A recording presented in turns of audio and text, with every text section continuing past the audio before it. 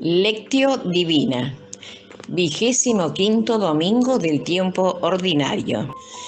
Si alguno quiere ser el primero, que sea el último de todos y el servidor de todos. Marcos capítulo 9, versículos 30 al 37.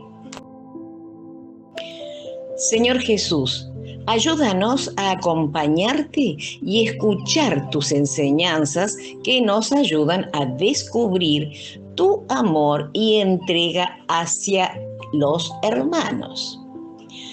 Te pedimos que nos envíes tu Espíritu Santo para que nos ayude a discernir tu palabra y nos impulse a ser mensajeros de tu amor en nuestras comunidades.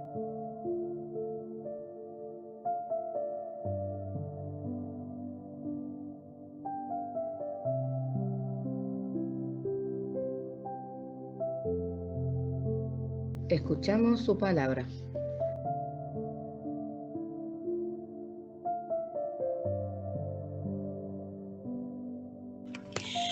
En aquel tiempo, Jesús y sus discípulos atravesaban Galilea, pero él no quería que nadie lo supiera porque iba enseñando a sus discípulos.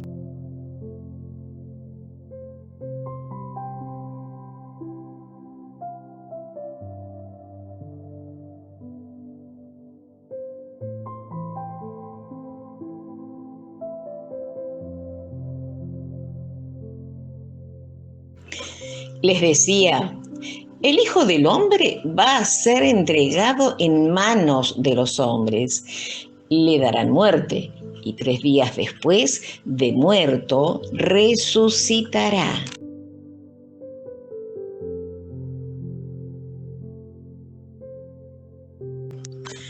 Pero ellos no entendían aquellas palabras y tenían miedo de pedir explicaciones. Llegaron a Cafarnaún y una vez en casa les preguntó: ¿de qué discutían por el camino?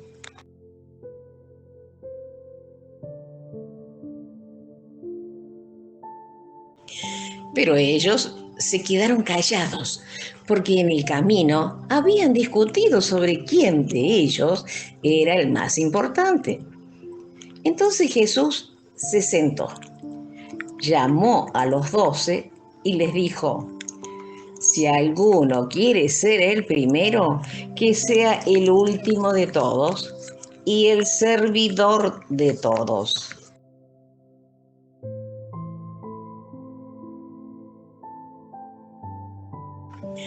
Después, tomando a un niño, lo puso en medio de ellos, lo abrazó y les dijo: el que reciba en mi nombre a uno de estos niños, a mí me recibe.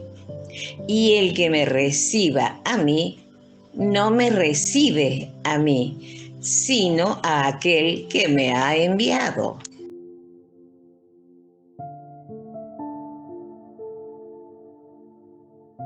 Palabra de Dios.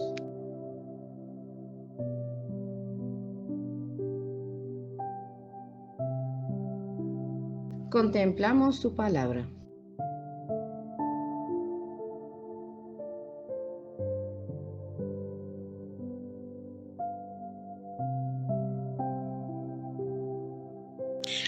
Este es el segundo anuncio que Jesús hace a sus discípulos sobre su futuro como Mesías.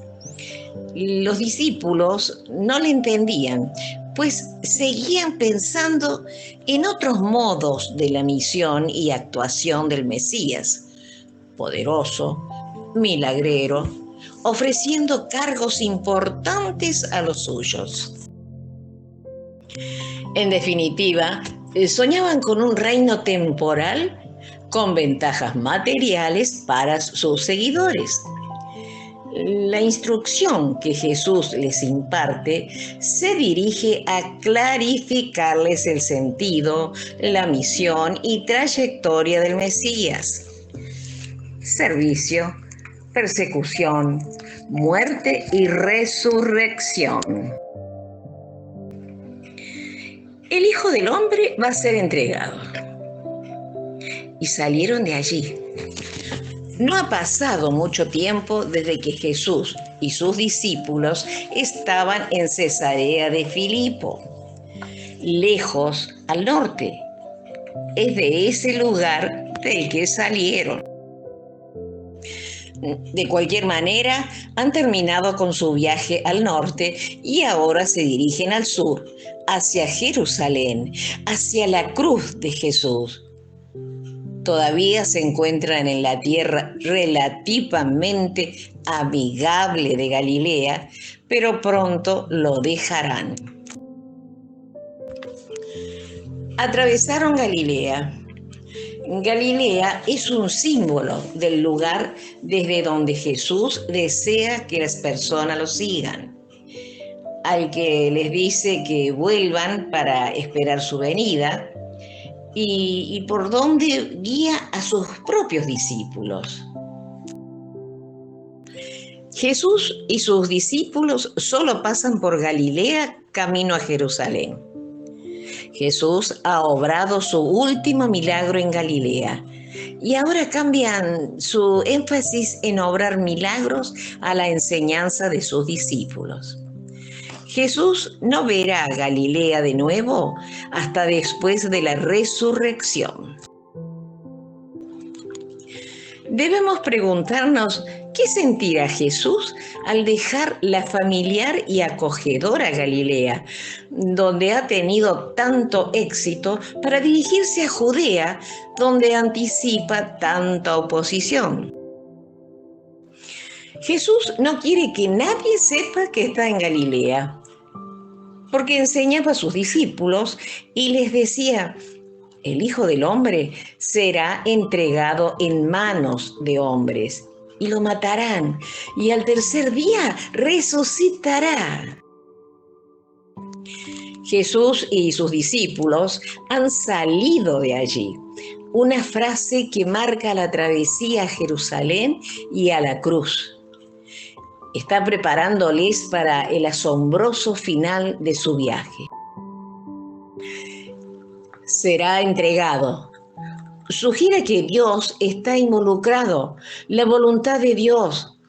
San Marcos utiliza las mismas palabras para describir el encarcelamiento de Juan Bautista, la traición de Judas y el papel del Sanedrín y Pilato. Jesús lo utiliza para avisar a los discípulos de que ellos también serán entregados. Sin embargo, debemos anotar que quien traiciona a Jesús seguramente se encuentra entre los discípulos que está enseñando ese día. Sería interesante saber qué está pasando por la mente de Judas al escuchar a Jesús. Pero ellos no entendían aquellas palabras y tenían miedo de pedir explicaciones. Aun cuando Jesús habla claramente, los discípulos no entienden. Hay un abismo tan grande entre las expectativas de los discípulos y las predicciones de Jesús que hasta tienen miedo de pedir una explicación. No quieren demostrar su ignorancia. Han presenciado la reprobación de Jesús por el mal entendimiento de Pedro y están renuentes de hacer una pregunta que Jesús pueda considerar como sin sentido. Y parece probable que hayan visto algo de su futuro y prefieren no examinarlo más a fondo. Los discípulos parecen no entender este relato, pero hemos de resistir la crítica. En la época de Jesús y de Pablo, la cruz se consideraba un escándalo y hoy continúa haciéndolo. Y lo más difícil es no querer el sufrimiento, viéndolo como un obstáculo para la felicidad. ¿Qué discutían por el camino? llegó a Cafarnaúm. Cafarnaúm es el hogar de Jesús y el hogar de Pedro. Parece extraño que Jesús vaya a Cafarnaúm buscando privacidad, porque seguro que allí sería reconocido, pero encuentra privacidad llevando a los discípulos a una casa privada. Una vez estando en casa, Marcos no especifica de quién es la casa, pero la falta de artículo sugiere que no es cualquier casa. La privacidad que provee la casa señala al estatus íntimo de los discípulos y nos recuerda su previo comentario. A ustedes les he dado a conocer el misterio del reino de Dios, más a los que están fuera por parábolas todas las cosas. ¿De qué discutían en el camino? La pregunta de Jesús saca a la luz otro tema. Provoca un silencio vergonzoso, dejando claro que los discípulos comprenden lo inapropiado que fue su previa conversación. Mientras que Jesús decía que habían de esperar su traición y muerte, ellos pensaban de su puesto en el reino. Esta juxtaposición es desagradable y sugiere que los discípulos, turbados por la conversación de Jesús acerca de su muerte, simplemente ignoraron lo que no pudieron comprender y cambiaron el tema a algo más próximo a sus corazones. Anotemos que después de la tercera predicción de la pasión, Santiago y Juan le pedirán a Jesús que les conceda un lugar en la gloria a su derecha y a su izquierda. Si alguno quiere ser el primero, que sea el último. Entonces Jesús se sentó, llamó a los 12 y les dijo: los 12 están en la casa con Jesús. El sentarse, es decir, la postura de un maestro, y llamarles hacia él, es su manera de llamar la atención de los discípulos, de decirles que tiene algo importante que decirles, algo que ellos necesitan oír. Si alguno quiere ser el primero, que sea el último de todos y el servidor de todos. Jesús da la vuelta a la sabiduría convencional, poniendo primero el último y último el primero, enfatizando el servicio. Jesús no repudia exactamente la prominencia y la grandeza, sino que las vuelve a definir.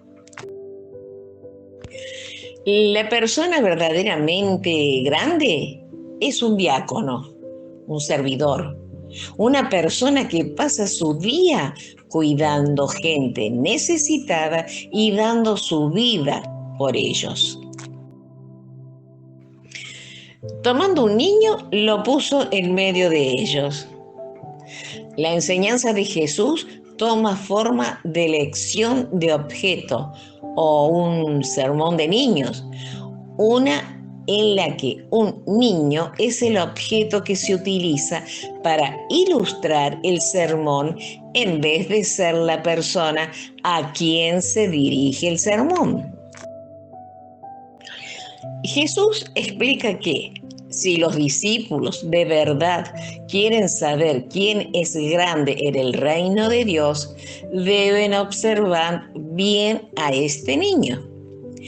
¿Toma al niño en sus brazos o lo abraza?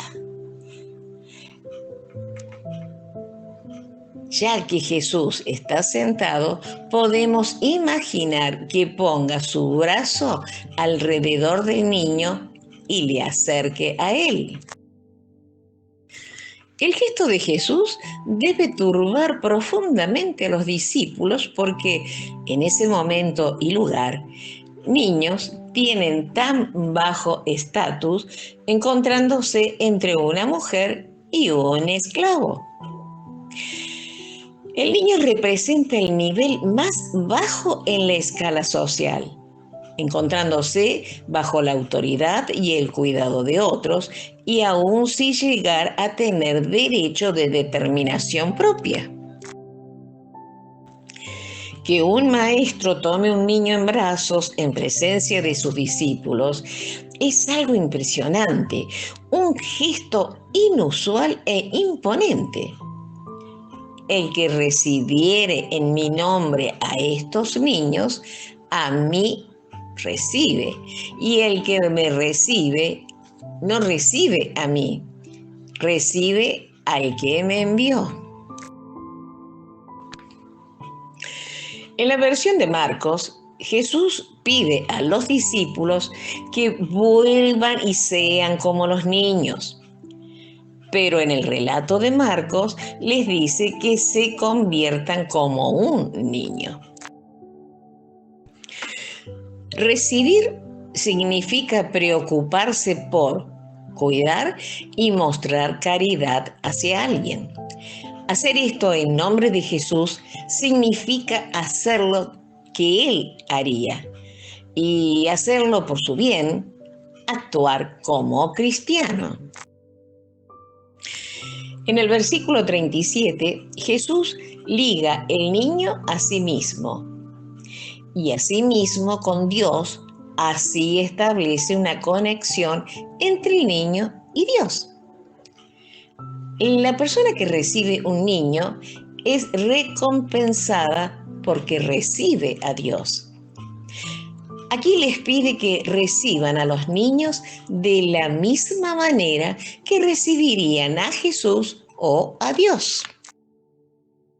Hoy la palabra nos habla. Quiere transformarme.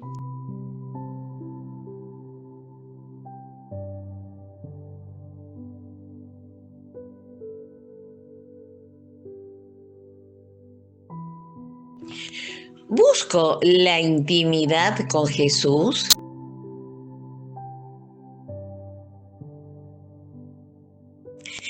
¿Acepto con prontitud la voluntad de Dios?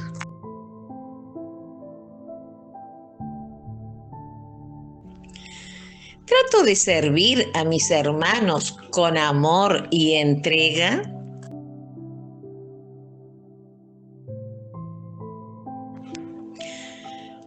¿Soy capaz de hacerme pequeño cuando me ofrecen cosas que no son para mi bien?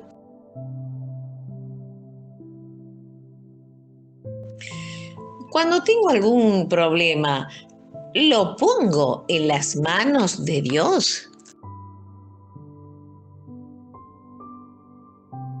En intimidad con Él me pongo en oración.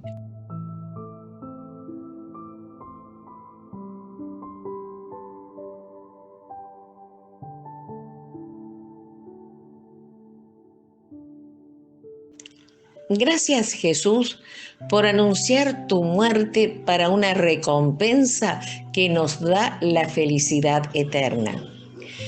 Por darnos el privilegio de ser pequeños a los ojos del mundo, pero grandes a tus ojos. Por darnos la capacidad de amar a nuestras familias y a nuestros hermanos. Por eso te damos gracias. Gracias, Señor. Gracias, Señor.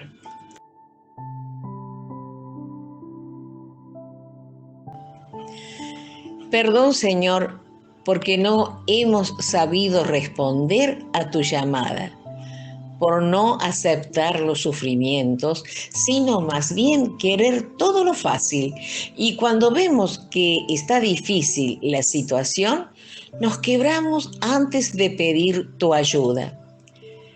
te pedimos perdón por no ser serviciales con nuestros hermanos y por las ocasiones que buscamos privilegios.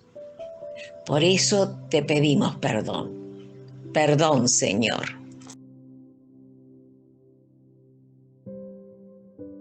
Salimos a anunciar la buena noticia de la gracia de Dios.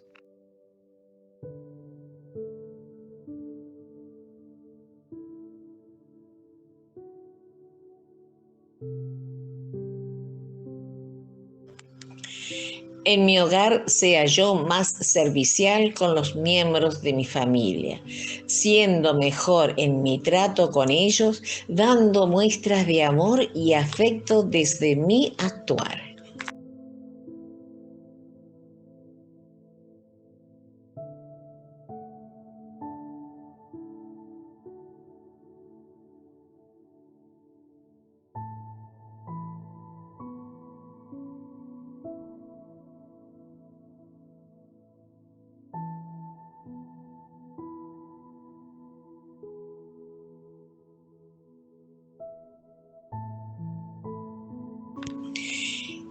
Que en mis comunidades ayude a mis hermanos a no buscar la alabanza y el poder, sino más bien buscar el servicio a los hermanos.